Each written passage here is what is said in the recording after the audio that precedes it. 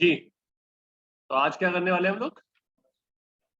Cost centre और cost category telemetry.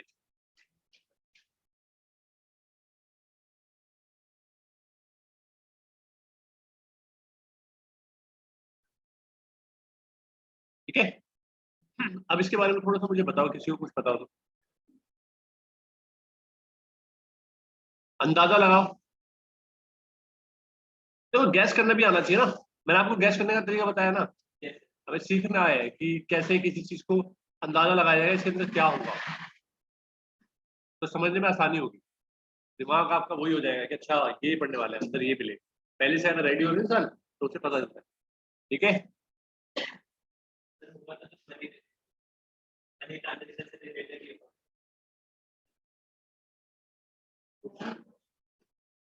क्या होना चाहिए?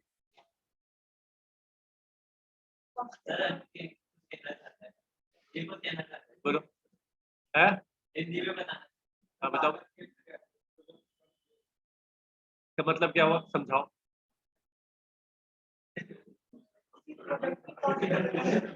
किसी प्रोडक्ट की कॉस्ट डिटरमाइन करना,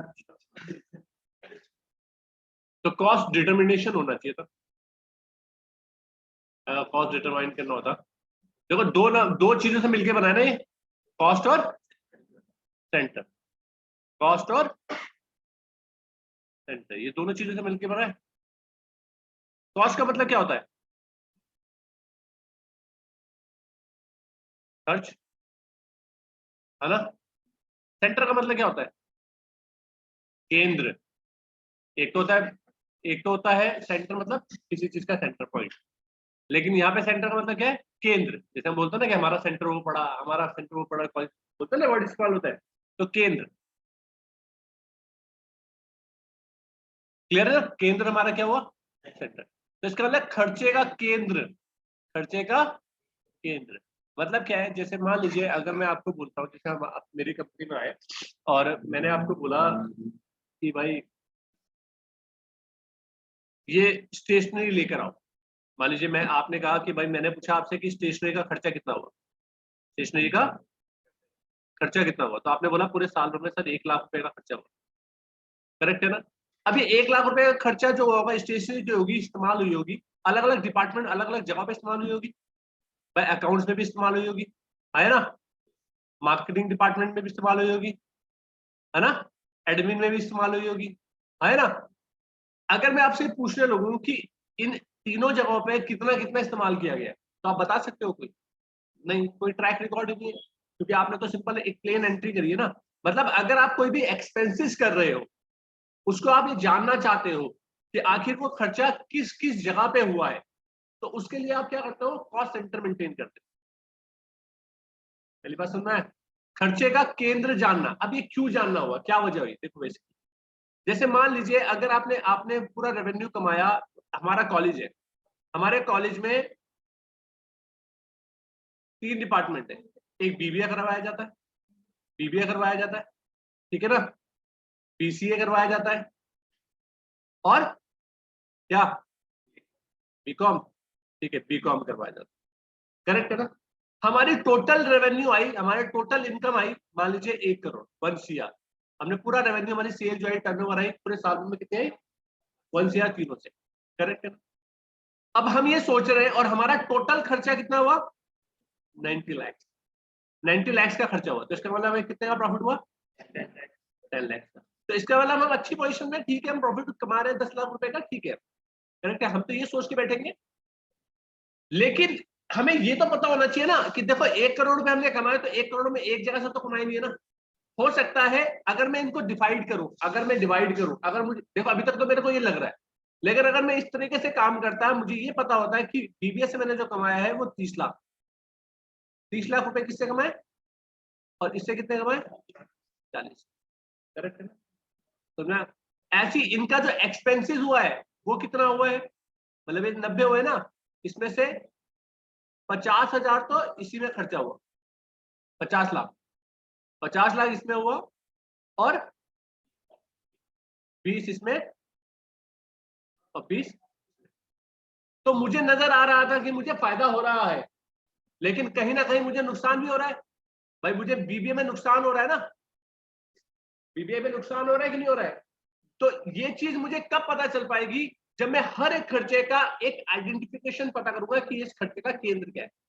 अगर हर कंपनी में क्या होता है, ये चीज मेंटेन की जाती है कि जब भी कोई एक्सपेंसेस होता है तो वो बताया जाता है कि एक्चुअली ये खर्चा किस जगह के लिए आ रहा है, जिससे कि हम उस खर्चे को कंट्रोल कर सके, उस एक्सपेंसेस को कंट्रोल कर सके।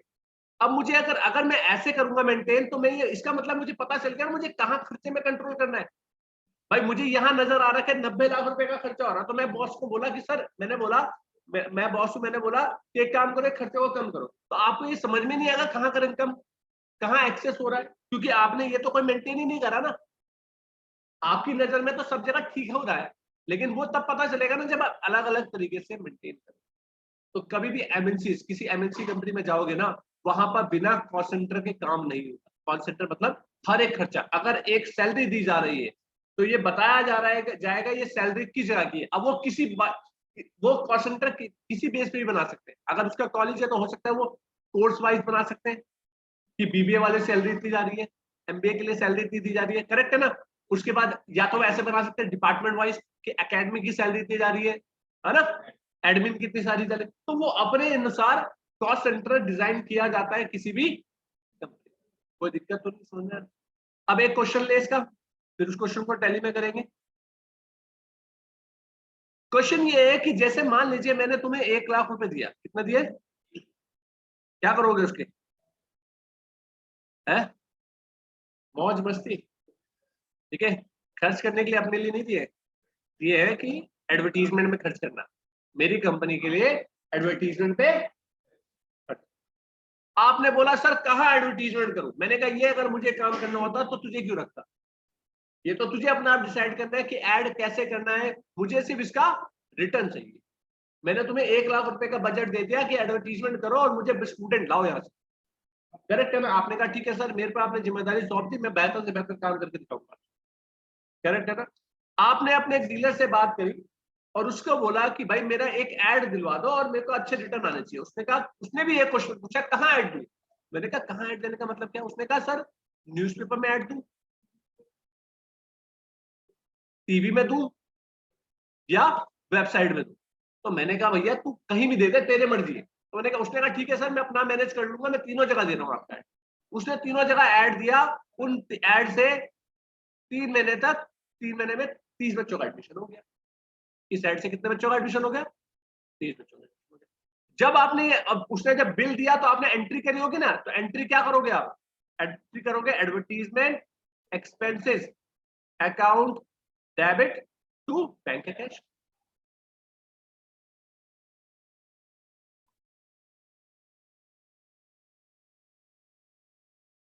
कोई दिक्कत तो नहीं इसमें? अब आपको मैंने बुलाया, मैंने बोला भाई मैंने जो 1 लाख रुपए दिए थे उसका क्या करा तुमने? तो आपने कहा सर उसका बच्चों का एडमिशन हुआ है और अच्छा खासा रिटर्न आ गया, 30 बच्चों का एडमिशन हो गया। अच्छा 30 ही आ सकता था, इससे ज्यादा भी आ सकता था। भाई सर इससे बेहतर नहीं हो सकता था, हमने बेहतर से बेहतर काम, है ना। मैं लेकिन देखो जेब से पैसा किसका गया है? मेरे। और जिसकी जेब से पैसा जाता है ना, उसका दिमाग हर चीज तेज चलती है, चाहे वो कैसे ही बंदा हो, करेक्ट है ना। जब आपके जेब से पैसा निकलने स्टार्ट होगा, अभी आप फीस अपने आप दे रहे हो ना, अभी अपने पेरेंट्स की फीस दे रहे हो, पेरेंट्स से लेकर के फीस दे रहे हो ना, तो आप इतना ध्यान से नहीं पढ़ रहे हो। ये एक्चुअल बात है। जिस दिन कमाओगे और फिर अपना एडुकेशन लोगे, एक एक चीज निचोड़ लोगे वहां की, नहीं होगा ये पॉसिबल। ये हमारी नेचर है, ह्यूमन नेचर, है ना। जब आप अपने जेब से जब पैसा जाता है ना, तो हर चीज ऐसे कुरेद कुरेद के देखी जाती है कि भैया ये सब कुछ ठीक है कि नहीं है, क्योंकि मेहनत से कमाया होगा, पता होता है ना कि पूरे महीने पर काम करा है, ये करा है ना। अब इसमें देखो, वो भी ऐसी चीज को खंगालना चाह रहा है कि आखिर जो मेरे पैसे का इस्तेमाल है वो सही तरीके से हुआ या नहीं हुआ। उसने पूछा कि सर ये बताओ, जो आपने मेरे एडवर्टीजमेंट दिया था 30 बच्चों का एडमिशन तो हो गया, लेकिन 30 बच्चों का एडमिशन कैसे हुआ? आपने ऐड कहाँ कहाँ दिया था, उस ऐड की मुझे अलग अलग डिटेल बताओ, कितने बच्चे किस ऐड के को देख कर आए? आपने बोला कि सर ये तीनों जगह ऐड दिया था हमने, न्यूज़पेपर में भी ऐड दिया था, टीवी में भी दिया था, और मैंने कहा मुझे बताओ अलग अलग बताओ कितने कितने बच्चे कहाँ कहाँ से आए। उसने कहा सर मुझे 2 मिनट दो, मैं जरा फाइल मंगा लूं नीचे से, जो इंक्वायरी फॉर्म आता है उसमें लिखा होता है, मैं देख के आपको बताता हूँ। तो फाइल मंगाई, उसमें से काउंट करके बताया, तो ये पता चल जाता ना, उसमें लिखा होता है कैसे आया। तो उसमें ये पता चला कि 15 बच्चों का एडमिशन टीवी से 10 बच्चों का हुआ और इससे 5। ठीक है, अच्छी बात है। अब मुझे इसका खर्चा बता। सर ये तो नहीं पता, मतलब मेरे को ही नहीं पता कि अलग अलग खर्चा क्या चार्ज किया था। ये पता है कि एडवर्टीजमेंट का 1 लाख रुपया खर्चा होता है। मैंने कहा मुझे इससे मतलब नहीं है, मुझे ये बताओ कि आखिर डिफरेंट अलग अलग खर्चा कितना कितना चार्ज किया था। तो मैंने उसी में बैठे बैठे अपने उस रीडर को फोन किया और उससे बोला कि वो मुझे बता ये न्यूज़पेपर के कितना चार्ज किया था, वेबसाइट का कितना दिया था, टाइप टीवी का कितना किया था। तो उसने बताया कि 30,000 रुपए इसके लिए थे और 20,000 रुपए इसके लिए थे और 50,000 करेक्ट है। तब जाके 1 लाख। मैंने कहा देख तूने मेरे पैसों में आग लगाई है, नहीं खराब करे तूने मेरे पैसे। अगर तुझे इतना नहीं पता कि मेरा बच्चा वेबसाइट देख के आता नहीं, तूने 50,000 रुपए वहां पे फूक दिए। अगर 50,000 रुपए तू यहाँ डाल देता तो अकेला न्यूज़पेपर इतना एडिशन दे देता। तो खर्चा करना इंपॉर्टेंट नहीं है, सही जगह पे खर्चा करना भी, क्योंकि एक्सपेंसेस करोगे रिटर्न तो आएगा, लेकिन सही रिटर्न आना जरूरी है। और वो आप तभी कर पाओगे जब आप इस तरीके से मेंटेन करोगे। तो इसीलिए मैंने आपको बोला कि जब भी तू एंट्री करेगा तो ये ध्यान रखना कि जब भी कोई एक्सपेंसेस करोगे तो उसको आप आइडेंटिफाई, मतलब ये जानो कि वो खर्चे का केंद्र क्या है। तो ये केंद्र है कि नहीं है, केंद्र क्या हुआ, तो दिस इज कॉस्ट सेंटर, है ना। अगर मैंने कैटेगराइज कर दूं, जैसे अलग अलग तरीके की कैटेगरी बनाऊंगा ना, जैसे सैलरी के लिए सैलरी कैटेगरी होगी, उस सैलरी के कैटेगरी होगी, उसके अंदर सेंटर कौन से हो गए, admin department, marketing department, accounts department, ये क्या हो गया कॉस्ट सेंटर। इसी तरीके से ये क्या हुआ कॉस्ट सेंटर। अगर इनको एक नाम में दूंगा तो क्या दूंगा, इनकी कैटेगरी का नाम दूंगा तो किस कैटेगरी के लिए, वेरी गुड, एडवर्टीजमेंट। क्या है एडवर्टीजमेंट, तो दिस विल कॉस्ट कैटेगरी। इसमें 2 चीजें होंगी, एक कॉस्ट सेंटर होगा, एक कॉस्ट कैटेगरी। कैटेगरी मतलब पूरे ग्रुप का नाम और सेंटर मतलब हो गया उसके एक्चुअल लोकेशन जहां पे वो खर्चा हुआ। मेरी बात समझ रही। इसके अंदर सब सेंटर भी हो सकते हैं। सब सेंटर मतलब जैसे न्यूज़पेपर के अंदर भी हो सकता है, आपने न्यूज़पेपर हिंदुस्तान टाइम्स, अमर उजाला ऐसे करके, तो दिस इज सब सेंटर। समझ में आ गया, कॉन्सेप्ट समझ में आ गया। अब इसका प्रैक्टिकल करें कि इस एंट्री को हम टैली में कैसे डालेंगे और ये कैसे मेंटेन हो रहा होगा उसमें। अच्छी चीज है कि नहीं है, ये याद रखना। अगर आप ऐसे भी जानते हो सैप, सैप में बिना कॉस्ट सेंटर डाले आपको एंट्री नहीं कर सकते, आप मेंटेन नहीं होगा। मतलब बेसिकली क्या है, किसी भी एमएनसी कंपनी में अगर जाओगे ना आप, तो एमएनसी कंपनीज में बिना कॉस्ट सेंटर के कोई भी एंट्री नहीं डाले, ठीक है।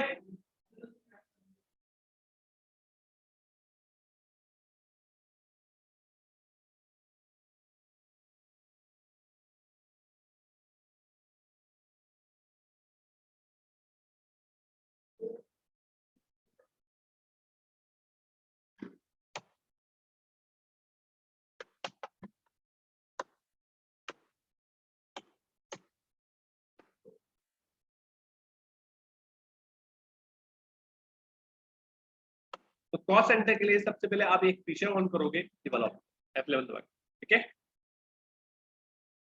कोई दिक्कत तो नहीं सर,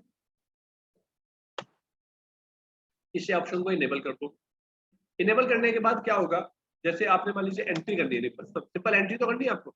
उससे पहले आप कॉस्ट सेंटर कॉस्ट कैटेगरी बनाओ। क्या बनाओगे, कॉस्ट कैटेगरी और कॉस्ट सेंटर। तो क्रिएट करने का काम तो यही तो होता है ना।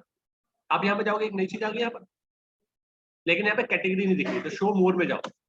जैसे जाओगे शो मोर, क्योंकि कैटेगरी हर जगह इस्तेमाल नहीं होती।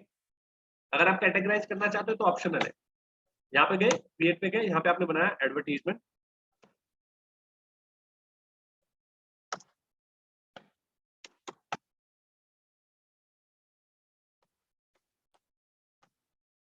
ठीक है। अब इसके अंदर क्या बनाऊंगा मैं, सेंटर। तो कैटेगरी सेलेक्ट करेंगे, ये न्यूज़पेपर, फिर टीवी, और अगर मुझे सब सेंटर बनाना है तो क्या होना चाहिए, दिमाग लगाओ। HT हिंदुस्तान टाइम यहाँ बनाया और यहाँ का क्या हुआ, करेक्ट है ना। सब सेंटर बनाना है तो ऐसे तो रखूंगा। कोई दिक्कत तो नहीं इसमें, ये क्रिएट कर चुका हूं, अब एंट्री करनी है। तो एंट्री बनाते हुए एंट्री क्या करूंगा, advertisement account debit to bank, जो नॉर्मल करता हूं। तो एंट्री कौन से वाउचर में होगी, वेरी गुड, डेट डलेगी 1 मई पे, और यहाँ पे बनाया, अभी लेजर तो बना हुआ नहीं ना, लेजर नहीं बनाया मैंने।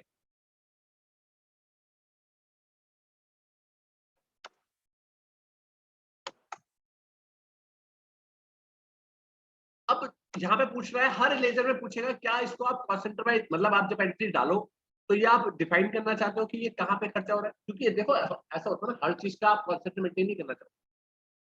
जैसे बैंक है, बैंक का जब लेजर बनाओगे तो उसमें परसेंट मेंटेन होगा कोई, बैंक का कोई लेजर नहीं होता, बैंक में तो नहीं होगा ना।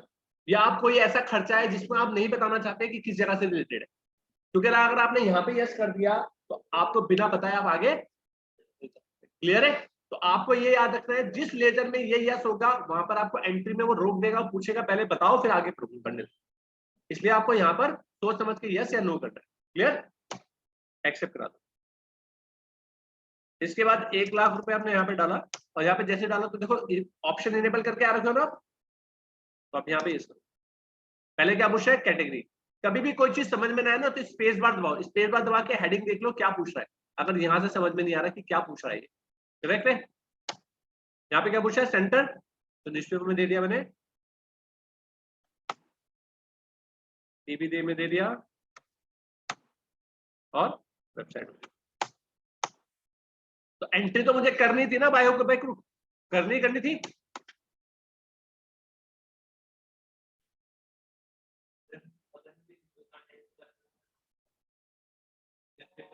तो डायरेक्टली हम फाइनल वाले पे, हिंदुस्तान वाले पे वैल्यू डालेंगे, क्योंकि न्यूज़पेपर में तो ऑलरेडी चल जाएगा ना, तो फाइनल वाले में वैल्यू डालेंगे, ठीक है।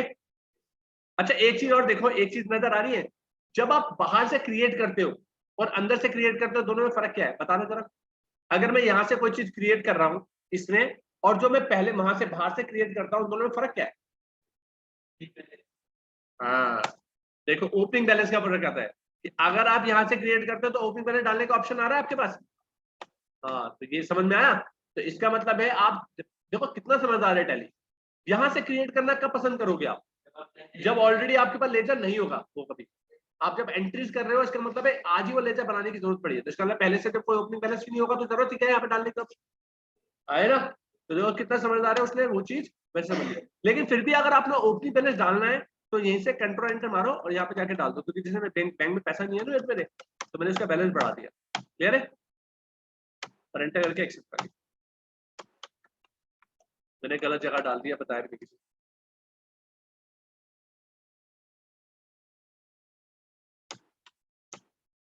अब ये क्या होता है, कभी कभी ऐसा होता है कि जैसे आप ये करोगे ना, तो उसमें एक बार आपने ऑल्टर करा ना तो ये पकड़ता नहीं है, तो इसमें क्या करोगे आप,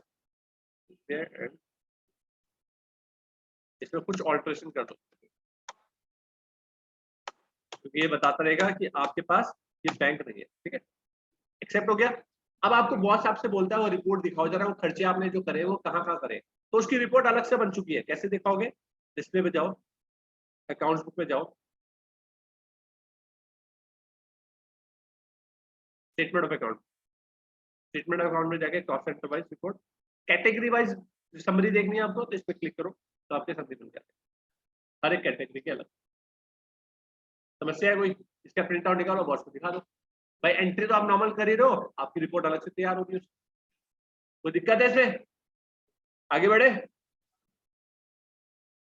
नेक्स्ट नेक्स्ट है, देखो अभी तो मैंने मैनुअली फीड करा कि न्यूज़पेपर का इतना है, टीवी का इतना है, वेबसाइट का इतना है, कुछ खर्चे ऐसे होते हैं प्री डिफाइंड होते हैं। प्री डिफाइंड बेसिकली क्या है, जैसे मान लीजिए हमने अपना इंस्टीट्यूट ले रखा है, इसमें 2 फ्लोर है, नीचे और ऊपर का, हम इसका मान लीजिए रेंट देते हैं 1,00,000 रुपए एग्जाम्पल के तौर पर, तो मैं ये देखना चाहता हूँ कि ऊपर का जो फ्लोर है वो मुझे इतना रेवेन्यू कमा के भी दे रहा है कि मैं उसके खर्चे निकाल सकूं, तो उसके खर्चे अलग रिकॉर्ड करता हूं मैं, ऊपर वाले फ्लोर के मतलब फर्स्ट फ्लोर के और ग्राउंड फ्लोर के खर्चे अलग रिकॉर्ड करता हूं। लेकिन मेरी जो लैंडलॉर्ड है उससे ये बात हो रही है कि हम टोटल पैसा आपको देंगे 1,00,000 रुपए, तो मैंने ये एज्यूम करा कि नीचे वाला पोर्शन बड़ा है तो उसका 60% और ऊपर वाला पोर्शन छोटा है तो 40%, तो जितना भी हम रेंट देंगे, तो अब मुझे ये करने की तो जरूरत नहीं है ना कि 1,00,000 दे रहा हूं तो 60 और 40 मुझे मैनुअली डालने की जरूरत नहीं होनी चाहिए, कि जब मैं रेंट दूंगा तो 60-40 के रेशियो में अपने आप से वो डिवाइड, ये बेहतर है कि नहीं है ना। तो ये प्री डिफाइंड होता है। अगर ऐसा कोई केस है आपके पास तो उसके लिए आप क्या करोगे, उसके लिए पहले आप कॉस्ट सेंटर कॉस्ट कैटेगरी बनाओ। तो कॉस्ट कैटेगरी क्या बनेगी बताओ? वेरी गुड, रेंट, और ऊपर सेंटर चेंज कर देना दोनों। यहाँ क्या बनेगा?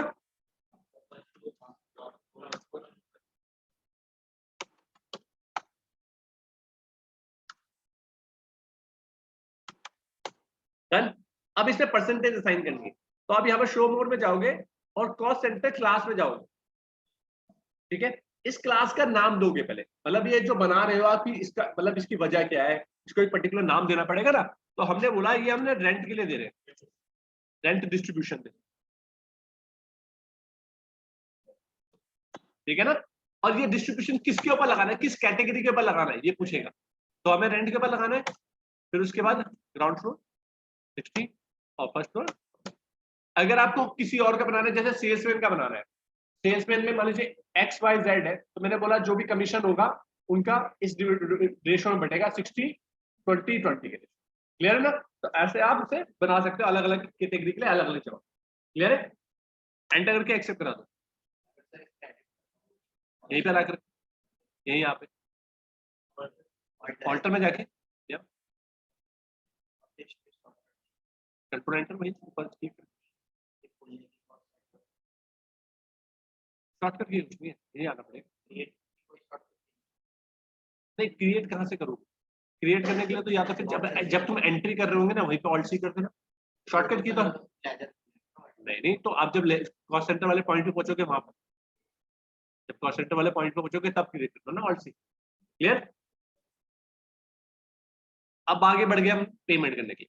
तो पेमेंट हम कर रहे हैं, अब इसमें हमारा रेंट तो बना हुआ नहीं है, आए ना। तो मैं यहाँ पे रेंट बना लेता हूँ।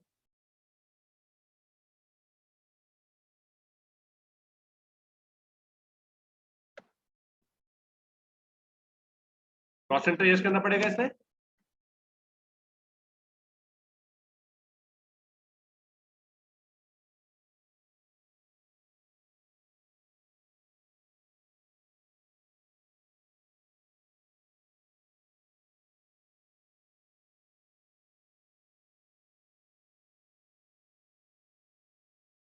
एक चीज और है, अभी वो ना ऑटोमेटिकली लग नहीं पाएगा। जैसे अगर मान लीजिए मैंने इस पर क्लिक करा तो मैंने यहाँ डाला 50,000 रुपये, अभी मुझसे मैनुअली पूछ रहा ना, तो फिर तो बात ही क्या हुई, फायदा क्या हुआ।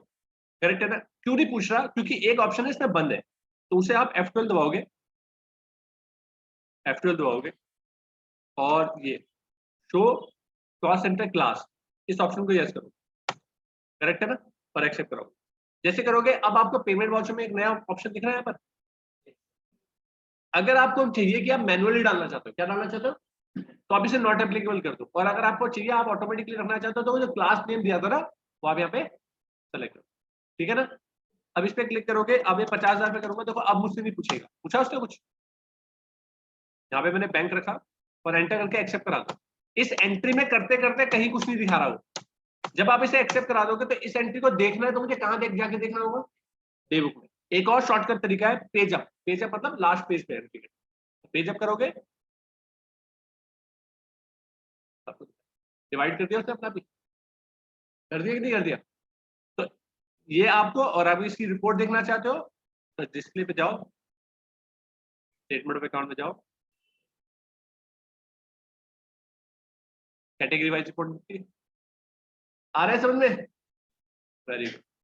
तो दिस इज कॉस्ट सेंटर। ठीक है, कॉस्ट। इतना समझ में आ गया आप लोगों को तो बेहतर। कोई आगे बढ़े।